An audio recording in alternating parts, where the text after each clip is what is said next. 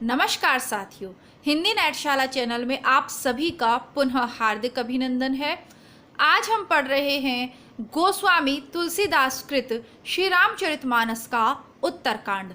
उत्तरकांड की पिछली अब तक की कथा में हमने देखा कि शिव जी भगवान पार्वती जी को भगवान राम की कथा सुनाते हैं।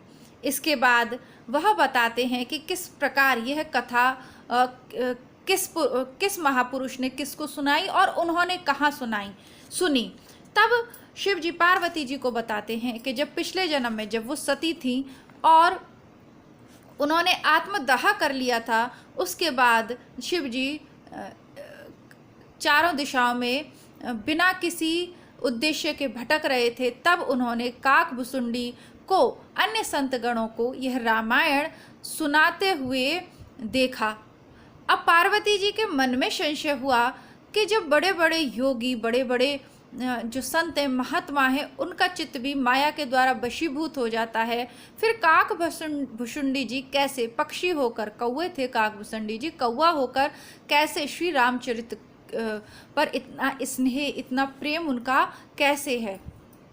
अब इसी की कथा पार्वती जी शिव जी से सुनना चाहती हैं। तो शिव जी कहते हैं कि एक बार क्या होता है कि जब इंद्रजीत ने भगवान राम को लंका में नागपाश में बांध लिया था, तब नारद जी गरुड़ जी को भेजते हैं उनको आज़ाद कराने के लिए, क्योंकि गरुड़ नागों के शत्रु हैं।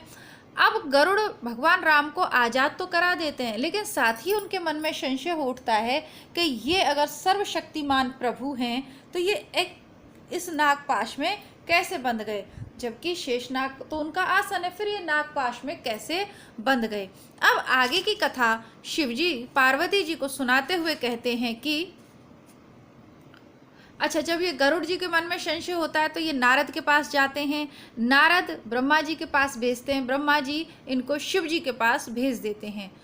परमातुर विहंगपति आयो तब मो पास, जात रहूं कुबेर ग्रह रहियो उमा कैलाश सियापति राम, जय जय राम।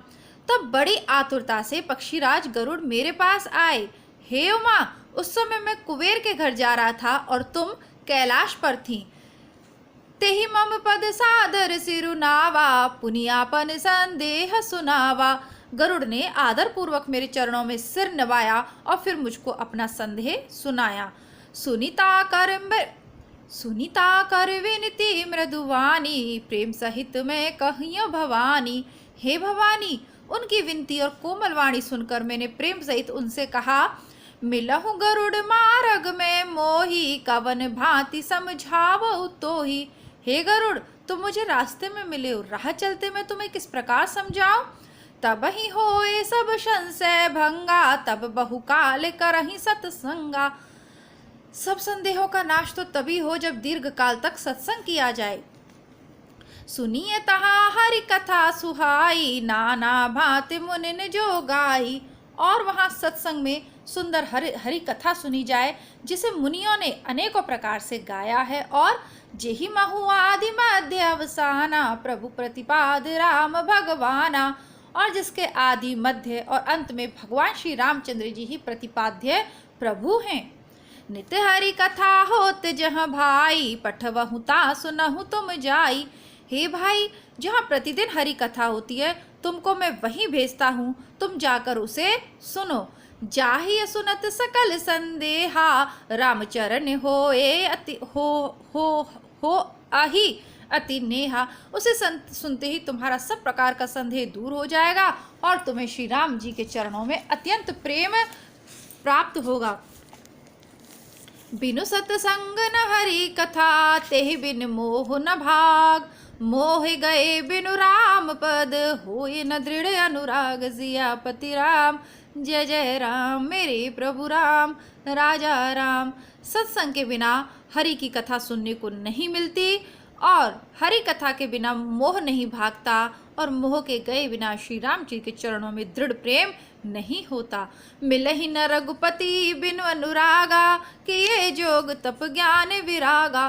बिना प्रेम के केवल योग, तप, ज्ञान और वैराग्य आदि करने से श्री रघुनाथ जी नहीं मिलते। उत्तर दिशि सुंदर गिरि नीला, तहरह काक भुसुंडी सुशीला। अतएव तुम सत्संग के लिए वहां जाओ। कहाँ? उत्तर दिशा में एक सुंदर नीला पर्वत है, वहां परम सुशील काकभुसुंडी जी रहते हैं। अब देखिए यहाँ पर इस पर ध्यान दीजिएगा। मिलहि न रघुपति बिनु अनुरागा, बिना प्रेम के भगवान नहीं मिलते। किए जोग तप ज्ञान विरागा, तप ज्ञान और वैराग्य आदि करने से नहीं मिलते। भले ही आप कितने भी जोग तप ज्ञान वैराग कर लो, लेकिन अगर प्रभु पदों में प्रीति नहीं है तो नहीं मिलेंगे। इस प्रसंग में मैं यहाँ पर थोड़ा सा आपको बताना चाहूँगी। केरला स्टोरी मूवी खूब इस समय चर्चा में है। वहाँ पर जो है अन्य धर्मावलंबी ये प्रश्न करती हुई दिखाई गई है कि तुम्हारे भगवान तो पत्नी वियोग में रोते हैं, फिर वो कैसे भगवान हैं। देखिए प्रेम जब जो है प्रेम अपनी जो 12-13 साल से जिनके साथ रह रहे हैं, अगर उनसे भी प्रेम नहीं होगा तो फिर वो कैसे भगवान बनने के योग्य। फिर भक्तों से प्रेम कैसे करेंगे जब अपनी पत्नी से भी प्रेम नहीं करेंगे। मतलब 12 साल से जो रह रही है, यानी क्या कहना चाह रहे हैं? ये कहना चाह रहे हैं कि 12 साल से जो साथ में रह रही है उसको कोई हर के ले जाए तो उसकी चिंता छोड़ दो, है ना। उसके लिए रो मत, उसके लिए परेशान मत हो, भूल जाओ उसको और आगे बढ़ो। तो वो सब खैर इस पर यहाँ प्रसंग वो नहीं है तो नहीं कहेंगे, आगे बढ़ जाते हैं।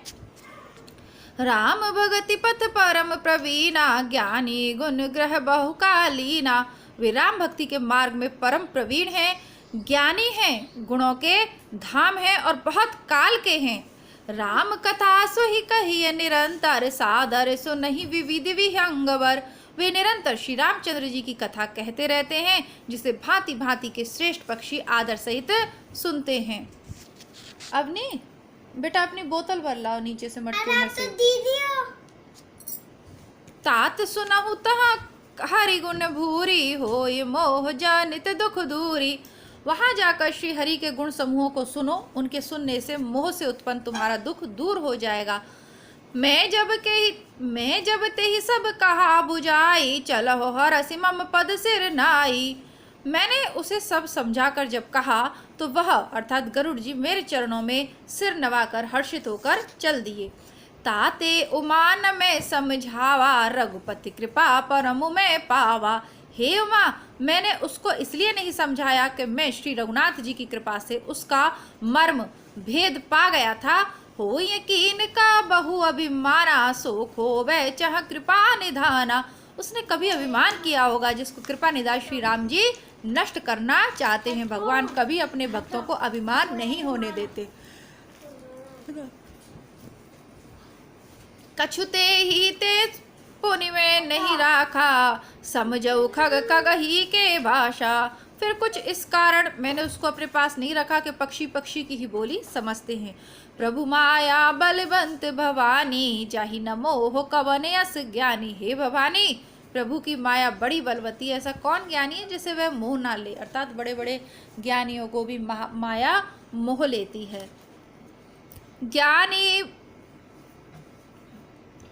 ज्ञानी भगत शिरोमणि, त्रिभुवन पति कर जान। ताही मोह माया नर, पावर करहि गुमान। सियापति राम जय जय राम। जो ज्ञानियों में और भक्तों में शिरोमणि हैं एवं त्रिभुवनपति भगवान के वाहन हैं, उन गरुड़ जी को भी माया ने मोह लिया। फिर भी नीच मनुष्य मूर्खतावश घमंड किया करते हैं। थोड़ा सा सत्संग, थोड़ा सा भगवान का भजन करने लग जाए तो फिर क्या परम ज्ञानी मानने लग जाते हैं, अपने आप को घमंड करने लग जाते हैं। जबकि जो भगवान के साथ निरंतर रह रहा है, भगवान का वाहन है गरुड़, वो भी माया के वशीभूत होकर भगवान की महिमा नहीं जान पाए। नारद जी भी नहीं जान पाए थे। स्वयं विधाता भी कई बार संशय में पड़ जाते हैं, है ना। इसलिए कहने का तात्पर्य है कि अगर भगवान प्रभु हम पर कृपा कर रहे हैं तो हमें अभिमान नहीं करना चाहिए। शिव बिरंज कहु मोहई, को है बपुरा आन। असजिय जान भजे मनो, मायापति भगवान। सियापति राम जय जय राम, मेरे प्रभु राम राजा राम। यह माया जब शिव जी और ब्रह्मा जी को भी मोह लेती है, शिव और विरंची यानी ब्रह्मा, तब दूसरा बेचारा क्या चीज है। जी में ऐसा जानकर ही मुनि लोग उस माया के स्वामी भगवान का भजन करते हैं।